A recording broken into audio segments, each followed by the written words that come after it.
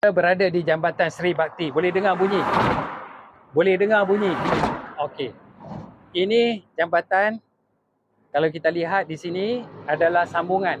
Sambungan ni okey, nampak telah dibuat semula dan sebagainya, tapi kita tengok kat sini dah ada crack-crack. Nampak crack dia teruk, crack kat sini pun dah banyak. Dia, cuba tengok, bunyi dia saja menunjukkan betapa kuatnya gegaran itu. Jadi saya terpanggil untuk buat ni sebab melihat sebuah ambulan yang melalui jalan ini. Dan pesakit tu duduk di dalam. Bayangkan kalau dia kena gegaran macam ni yang begitu kuat.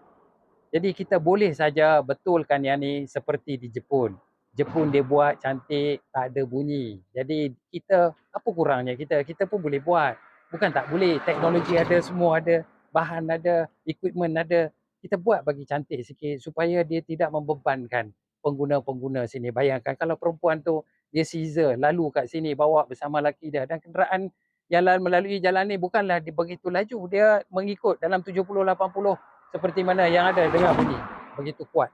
Jadi kalau perempuan mengandung, barangkali dia boleh terberanak di dalam kenderaan. Begitulah perumpamaan.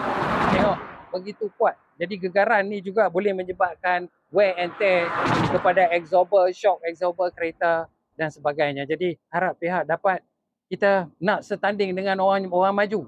Jangan kita tunjuk yang kita ni mundur. Putrajaya kena jadi exemplary. Contoh di mana negeri-negeri lain atau tempat-tempat lain boleh ambil cara ni ataupun belajar daripada Putrajaya. Wallahi astagfirullah.